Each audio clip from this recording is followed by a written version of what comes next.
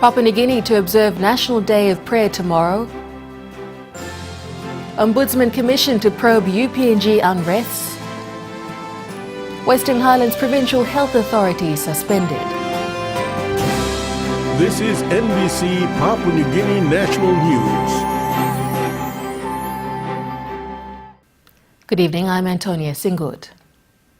Papua New Guinea will observe its Covenant Day of Prayer tomorrow. Believers in Port Moresby have gathered at the Sione Kami Memorial Church to begin repenting and praying for the nation today. Jacqueline Yala reports. The Sione Kami Memorial Church today was packed with believers from different Christian denominations. All with their own styles and colors have gathered to worship the Lord. Their guest, Prophet Michael Maliau, and his delegates were welcomed by a women group into the church.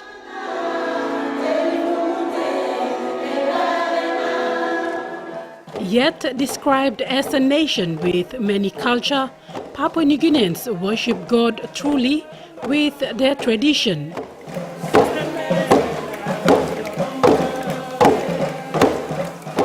All this revealed the greatness and glory of God in our land. The following month, the Prime Minister Prophet Maliau described PNG as a nation who is part of the great move of God in the end times. And so as a nation or a country, Papua New Guinea goes down on record, the first nation to sign the new covenant.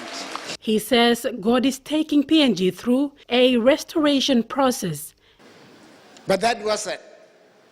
But it was in 2007 that God said, 10 years from now, this move of the glory will appear in Jerusalem. Jesus will show up in Jerusalem as the King of Kings, the Lord of Lords. He prophesied that the end times move of God will begin in Papua New Guinea. Will begin the great harvest, end time harvest. Will trigger the last move of God on earth. Despite many criticisms, he says the first step is the great entry of the 400-year-old King James Version Bible into the nation. Jacqueline Yala, NBC National News, Port Moresby. Police investigations into the University of Papua New Guinea unrest have reached a deadlock. This follows a lack of cooperation from all parties involved. They will now be working in collaboration with the Ombudsman Commission to break this deadlock.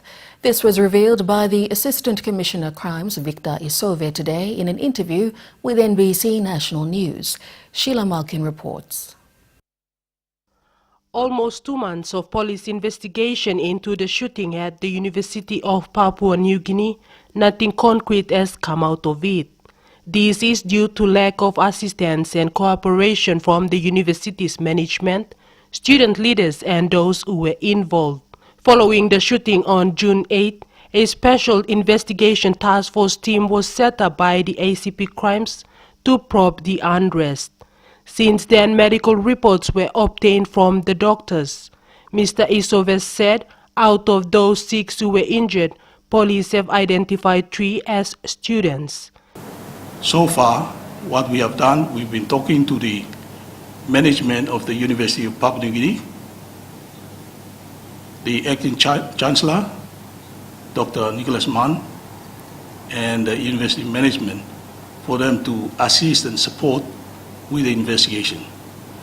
Now, since the termination of classes, most of the students have gone home, and I'm hopeful that upon resumption, we should be able to advance this investigation. We obtained statements from those people who came forward, including owners of the motor vehicles that were burned, and we've also obtained statements from members of the Uniforce in relation to the vehicles that were burned and buildings that were burned down. Now, the difficulty is that we are not having student leaders, SRC president and his officials to come forward and assist us with the investigation. So far, the investigation has not identified anyone or any police officer for that matter in this shooting. The police have now enlisted the services of the Ombudsman Commission to ensure to find a way forward and bring closer to this investigation. Now, moreover, I've just been up to the Commissioner's office before I came down. He's having now a meeting with the Ombudsman Commission. He's informed me to advise the media and the people of Papua New Guinea that the Ombudsman Commission will be also conducting investigation into the student arrest.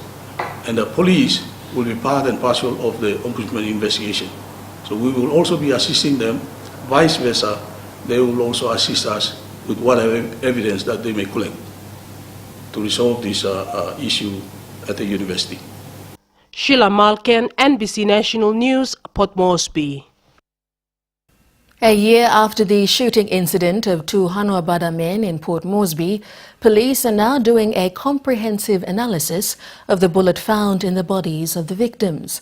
Assistant Commissioner Crimes Victor Isove said the investigation has been delayed to ensure appropriate actions are taken with concrete evidence. The incident occurred early last year, where late Nicholas Rarua and Toka Gaudi were allegedly shot by police. Mr. Isove is adamant that the investigation will be complete. Sheila Malkin reports. He thanked witnesses and villagers who have assisted the police investigators by providing their statements in relation to the shooting. Police have actually identified the firearm used in the shooting of the deceased, adding that this has been confirmed from the ballistic testing. Number of cells were collected from the crime scene and were brought in for the test. Now, what we need to do now is to do a comprehensive analysis of the bullet head that was found in the bodies of the victims. Then we can confirm that yes, this particular firearm was used, therefore we will now take action. Mr. Isove said once the comprehensive analysis of the bullet is ready, police will take action against the person concerned. We know who the suspects are, but for us to take action, we need to confirm this. I do not want my officers to charge someone and without concrete evidence and put these people before the court and then have the cases dismissed. Because basically what's happening is, this is a very serious case which actually raised a lot of alarm within the community, and it ended up on the floor of Parliament. So we need to do it properly. Sheila Malkin, NBC National News, Port Moresby. The Institute of Medical Research is geared up to celebrate 40 years of malaria research in the country. The two-day event coincides with the Malaria Colloquium Meet that began today in Madang. Participants from all over the world and throughout the country are in the seaside tourist town. Maiva Lafanama reports from Madang. The colorful banner leading into the entrance of the Madang Resort Hotel is any indication of an international event set to get underway in this beautiful seaside town. 40 years of malaria research is a milestone. Its challenges, successes and setbacks will be highlighted. The meet brings together great minds concerned with research into the field of malaria and how it all started in the country. The local organizing committee have been preparing for this and they are ready. And the purpose of this colloquium is to celebrate the past 40 years of malaria research in Papua New Guinea, and also to thank those communities around Madang who have helped us to be successful in conducting our research, and our research aims to improve the health of Papua New Guineans. List of invited guests shows an exciting lineup with a host of important speakers set to speak on a variety of topics. The main highlight, the keynote address would be mainly to learn about how this research began 40 years back, and the steps that has been taken and the improvements to the health of Papua New Guineans. These are the highlights that we will be celebrating, and to foster collaboration. The event is the first for PNG and a challenge making it happen for Dr. Lamang and his team. The colloquium or meeting opens tomorrow with a touch of Medeng Sing Sing before presentations are delivered. It ends with a dinner on Friday. Maevo Lafanama, NBC National News, Medeng. The Western Highlands Provincial Health Authority has been suspended with an administrator appointed as caretaker. This was confirmed by the Health Minister, Michael Malabag, in Parliament today. The outcome of the investigation is pending, awaiting one more report from the Works Department. Day MP Wesley Nukun says districts are missing out on vital health services due to this infighting. Jehabakia reports. Mr. Nukun told Parliament that he is trying his best to deliver health services in his district, but the issue between doctors at the Mount Hagen General Hospital and the Health Authority Board has stalled the delivery of many vital health services. He wanted clarification on how far the Health Ministry had gone into resolving the issue and if intervention is possible so normalcy can return and the people may be saved. Allegations by the doctor is that they wanted the CEO to resign, CEO of the Western Islands Health Authority to resign. He voluntarily stepped aside. Then they went on to another allegations. They want the Western Islands Health Authority Board to step aside. And that has prolonged all the projects in the districts. How far has the minister gone into addressing the issue? Because you can't continue to prolong the issue at the expense of the people who are actually dying each day. Minister Malabag admitted there was a big problem, and with the issue being quite complex in nature, it would take proper investigations before decisions for the future can be made. He said teams from Port Moresby have already conducted independent investigations and liaisons, and once all reports have been handed in, appropriate actions can then be taken. Apart from that, an administration will be taking care of the board's responsibilities until the issue has been resolved. The understanding was things will be on hold until I get the final report. Then we will come up with the appropriate decisions that I will do. But the staff, only staff yet now, they are striking. Now this is creating a very big complication for patients. You know, patients' lives you cannot play around with. So what I've done, through you, Mr. Speaker, is I have suspended the board, and I have appointed an administrator who will go up to Western Highlands as soon as possible and take charge, pending the completion of the final report. Then we can look at what it's going to do, because if it has nothing to do with the board, then the board is clear. Mr. Malabag has also directed the Secretary of Health to take actions against those who have been instigating strikes and disruptions of the health sector operations in the Western Highlands province. Jaheb Akia, NBC National News, Port Moresby. Member for South Bougainville, Timothy Massieu, has raised concerns on border security along the PNG Solomon Islands border.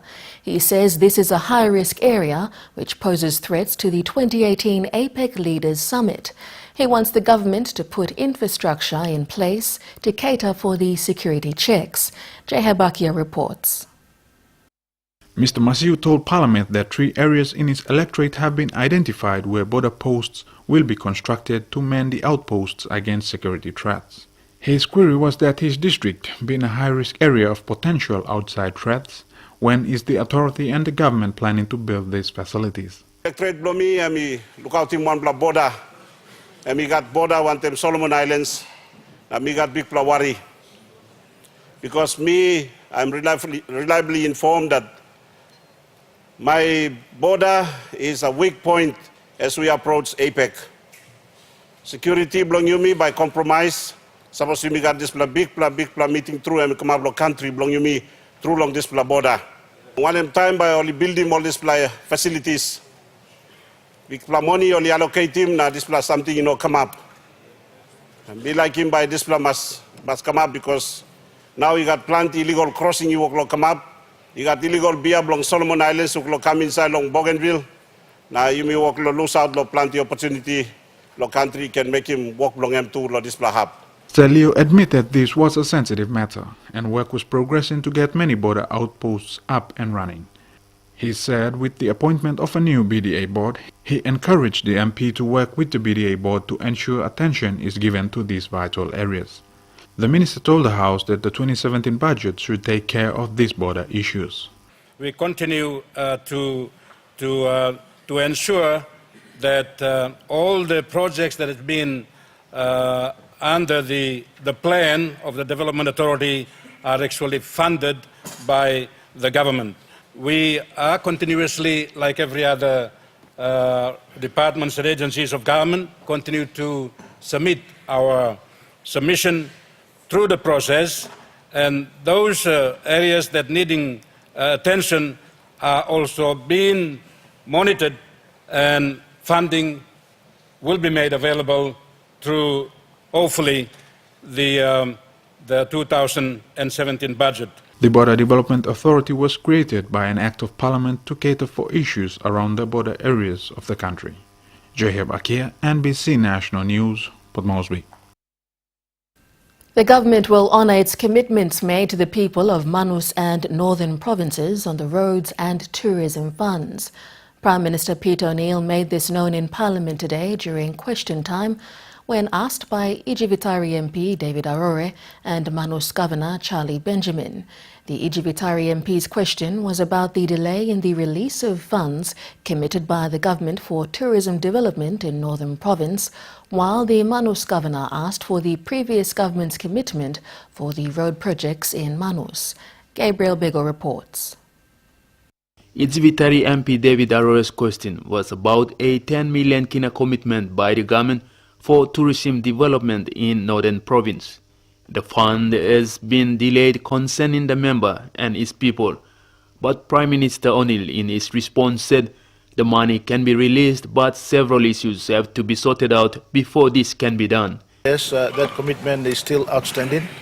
Mr. Speaker, we have had issues about setting up, of course, the structures of organizations that will implement the promotion of tourism along especially the Kokoda track. We have also issues with some of the landowners along Koyari. Those issues are yet to be resolved, and then the funds will be released for the promotion of tourism in that area. Mr. O'Neill highlighted the potential of the northern provinces in the tourism industry, especially with the icon Kokoda Trail. Kokoda track is still the most #1 tourist destination for visitors in the country. We must safeguard it. That is why government has made a commitment of investing 10 million kina to especially upgrading the facilities and allowing our communities to participate in providing, of course, sleeping quarters for people who are walking the track from time to time. So, Mr. Speaker, we will work with the provincial government and the local member and, of course, the new tourism minister. In a related story, Manus Governor Charlie Benjamin also asked the Prime Minister whether the government will honor the commitment of 140 million kina for roadworks in Manus.